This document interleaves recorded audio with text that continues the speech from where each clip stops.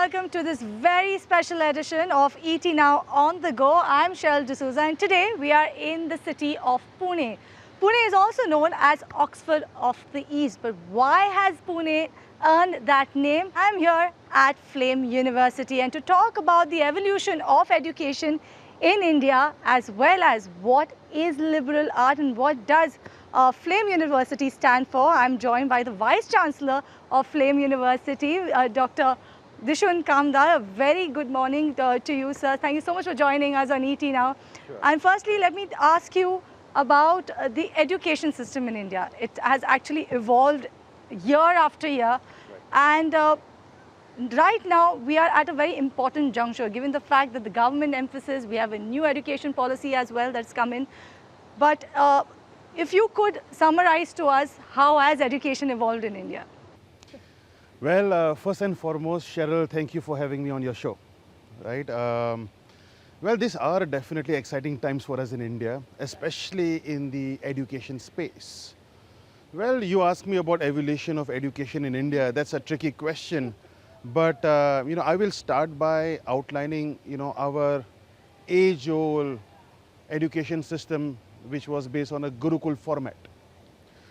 So, the ancient education system that we had, which was very, very powerful, was based on a gurukul format, where students had to leave their home, get into a so-called residential, not campus, but ashram, where they were under the tutelage of a guru. Now, the class size was small, so that personal attention could be given to the students. Right. Students took up a lot of subjects from multiple disciplines, right? That was, the highlight of our ancient education wisdom. Focusing on holistic development of a student and not only focusing on one discipline. So students in a Gurukul, for example, took up subjects like mathematics, science, astronomy, sports, and multiple other, subjects. But, the pedagogy focus on the practice behind the theory and imparting a lot of life skills to students. Right. And evaluation at that time was also very much practice oriented, right? It wasn't exam based. Now, as we are all aware, our founding universities, Nalanda, Takshila, has been amongst the best in the world at that time, right? If you really think about why we have been, having such wonderful universities, because of the quality of education and holistic nature of the pedagogy used. But then came in the British era, right? Around 200 years, more or less, of British era, where the entire education system was completely overhauled. The Britishers wanted people to work specifically in, helping them in their administration. Right. So specialized skills was focused upon. So they introduced class-based, mode of delivery, which has more students. So personal attention to students kind of disappeared, right? Right. And over and above that, while they focus solely on sciences and mathematics, important subjects like philosophy, Right. moral reasoning, ethics, metaphysics was eliminated. Yes. Yeah, Right? actually, that's absolutely right. Yes. Right? So now it's a complete shift from a holistic development of a child to a very different pedagogy and a very different focus of Yes. super specialization. Yes. Right. And, the mode of evaluation was very much exam based, vis-a-vis practical, visit based that used to be in the older system. Well, we continued this tradition for some time. And then over the last 10 years, the industry has woken up. And hats off to the government, the new national education policy, I'm super excited about it.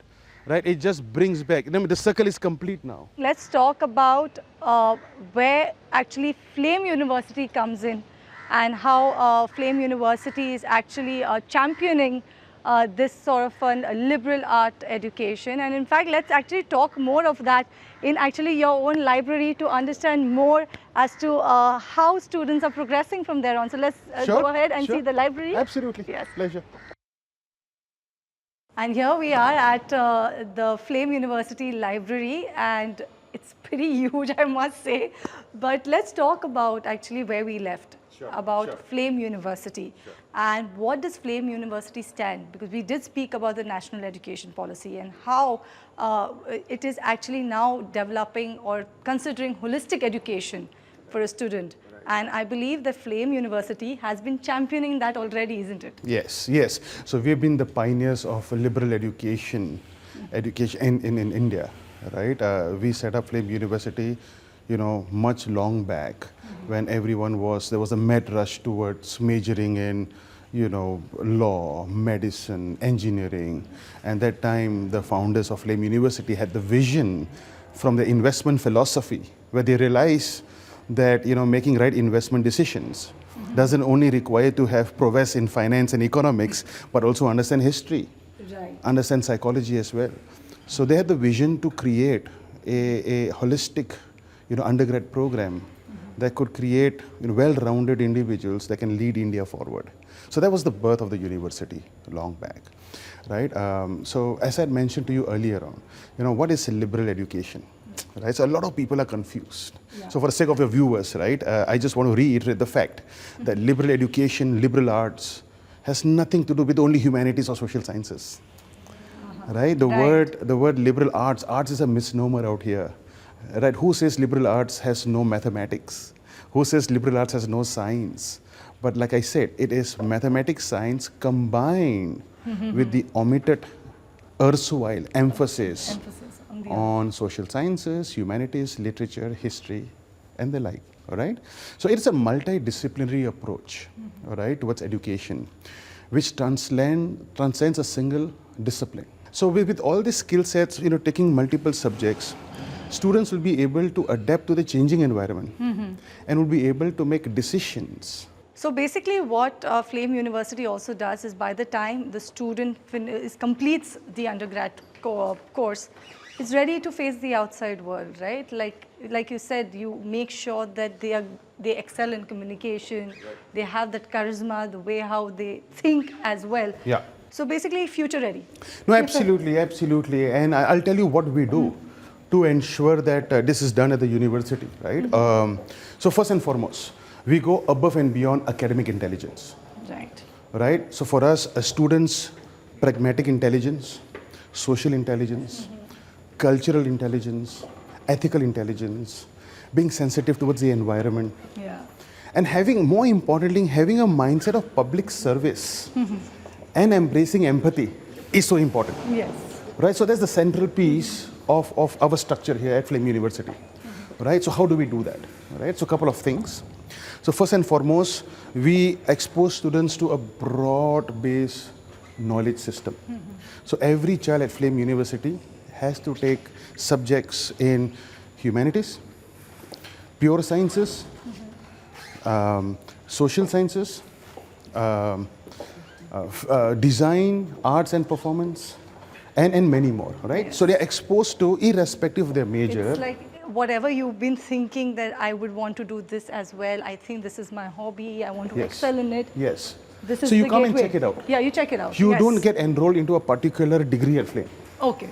You get enrolled in FLAME University, and after you complete your exploration phase, you decide on your major. But with all the work, you also need some playtime, isn't it? And I know you have an amazing sports arena. So let's talk about a very crucial point over there, and that is, given the fact that we have world-class education institutes in India, yes, why is it that we still see students wanting to go abroad? So let's talk about that in that sports arena. Sure.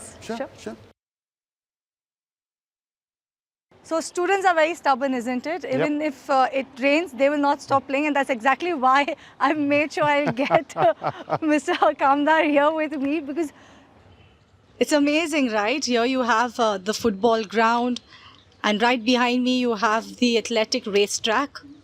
But I want to understand that sports, you told me that it's a mandatory subject. Yes, yes. So students have to pass sports before they graduate at FLAME University.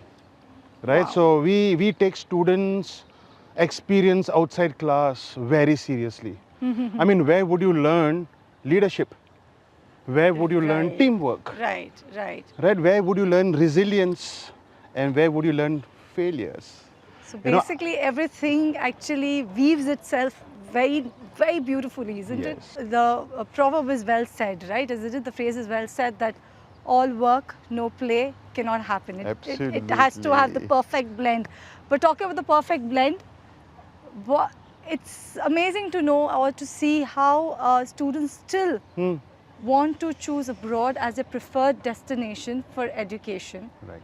While India now is transforming, you know, sometimes it's a bit disappointing. Arey, India has everything, world-class education, we have world-class institutes. No, I'm not talking only about IIT or IIM, but I'm also talking about premier institutes like such as yours. Well, it is disheartening, but a change will happen. Will happen. Right? I'm pretty confident, but numbers don't indicate that right now. Yeah. Right? Right now, when I was just looking at recent survey numbers, probably it's a COVID effect, you know, students were pausing their plans. Yeah. But you are right, right? Despite having multiple high quality education institutes with good infrastructure in India, the numbers are still going up. Students still want to opt for, you know, global experience. But I think there are multiple reasons for it. And that will decline at some point when we have many more such universities around. But right now, I think it's cultural experience that students Yes. want, right? And an opportunity to make friends abroad, build your network, be part of a global alumni community. So that's pretty Yes, exciting right. for Yes, students as well. Exactly, absolutely. I think a lot of students opt for universities abroad because they want to work Abroad. after, yes, they want to work Yes, abroad. yes. And that's the ticket, right? So That's the foot in the door, ticket. It's like the gateway actually to go ahead. Yes, right. right? So that's another incentive. So they may just say no to such world-class experience just because they want an experience working abroad first. Working and that's their abroad ticket in. first. Yes, Right? yes, that's true. And I think thirdly, you know, the research ecosystem in you know, top universities abroad has been very strong. In India, it's building up right It's now. building up, right? But hopefully, like you said, numbers are not indicating that now. Hopefully, in future, we will I'm see, pretty bullish. as India is building world-class Yes. infrastructure as well when it comes to education. One step at a time, we've changed the education policy as well. So Yeah. hopefully, we will reach there. Thank you so much, Mr. Kamdar, for joining us on ET Now in this Most special welcome. edition. Most welcome. But this is not where we'll end. After this, we will talk, in fact, to the deans of FLAME University and actually try and understand, you know, what is the next gateway for you to make a better career. Joining me now, we have Professor Santosh as well as Professor Yugank. Thank you so much for joining us on a special edition of ET Now on the Go, the Pune edition. And let me first ask you, Professor Santosh, we've heard a lot about liberal education. You are the Dean for the School of Liberal Education here at FLAME University. Help us understand what's the difference between liberal education and the traditional way of learning. Liberal education is actually traditional. It just so Okay. happens that in the past 50 years, we have lost track of what liberal education means, mainly because the needs of the society and employment required super specialized education at a very early age. What liberal arts and liberal education does is it emphasizes on the foundations of learning itself. It prepares you for life rather than for your first job. The world is multidimensional, right? You know, there is not one, you can't solve an issue by just looking at it from one single lens. Right. You require multiple perspectives. And what liberal education does is brings those multiple perspectives in everything that you do. And it's not, you know, again, I have to emphasize, it doesn't prepare you for the first job, it prepares you for life. I wanted to ask you one very critical or very personal question, right? When I was graduating, let me go back in time, right? I have older siblings. So when they were graduating, for them, graduation was really big. You do graduations, you've, like, you know, kind of conquered it all. When I was graduating, I knew that I had to do a graduation if I had to actually land a career or a job in a field that I want to take up. But now, going ahead, with you have so many multidimensional learning for students, which stream do you think is a must, or which will be the next driver for education and careers in India? Yugank, you want to take a hit? Well, I don't know, this might sound a little unconventional, but I think one of the most, so streams that will operate on how to learn or that train students on how to learn are going to be the next big sort of coveted spaces to be acquiring. And how to doesn't really come in the title. So it's not how to do sociology. How to really comes in streams that open up those areas of mind which allow you to be versatile in picking up ideas around the world. No, because you know the world is going to change at a rapid pace. But Yes, when absolutely. we guys were graduating, the world changed rather slowly. In a fast-changing world, no matter what discipline you take, by the time you graduate, the world would have changed by then. And so Right. it's better to know how to learn something new because you'll continuously learn. So for instance, I would say, I don't know, painting would be far more useful than a traditional subject because it opens up certain creative areas of your mind. You know, doing data science is not very useful. I mean, data science is useful, don't mean to say that. But data science alone is not enough because the technology, the artificial intelligence, is going to become extremely powerful. Right. But doing questions of why. So for instance, philosophy, I think, would be a lot more useful. You know, because ChatGPT can code it for you. But why should that be coded? That ChatGPT can't tell. Yes. You know, I mean, I'm sure Santosh will have much to add, but I think how to learn. And so creative courses where teacher is more of a facilitator, but student is opening his or her own mind and mental faculties, himself or herself, are going to become extremely useful for advancement in career or even otherwise. Do you think AI has come and disrupted the education It is, system? it has. But let me ask you a very tricky questions as professors. Okay, you've you all have been professors for a while now. I'm sure you've seen an entire generation change of students. How is the current generation different from that of millennials? Tricky one? I think millennials are the best because we are all millennials in some ways. No, I think Absolutely. I expected that answer is the right answer. I would say that to you. Every generation thinks that they are better than the future generation. Yes, And so I think we are going to be plagued by that same. But yeah, I think I see a lot of hope in future given the imaginative tendencies that young people have today and openness to do things which probably their earlier generation did not do. Ability to experiment. At the same time, I think they also, given the imposition of technology in their lives, I think it's also important that they also need a little bit more to know who they are, Right. and therefore strong mentally because the world keeps changing Keeps significantly. changing, yes, So right. while they have far more opportunities of engaging in newer things, this does not necessarily mean that it translates into being mentally very strong. Right. And that's, I think, the trick, like, in some sense, no? Yeah. And I think this current generation, I think we were very single-minded in our approach. This generation is extremely confident because the economy has evolved, they're pretty much well set. You don't have to fight for your bread and butter anymore. I think one thing that I notice about this generation is that they're constantly looking for newer experiences. My generation wanted stability. There's constantly, as Yugank pointed out, experimenting. I think all of us feel that, oh, there's so much to learn and wish we can go back to learning. And I think it's never too late to learn. But thank you so much, Professor Santosh, as well as Yugank, for joining us and actually taking us through the education in India, how it has evolved, and yes, which generation is the best.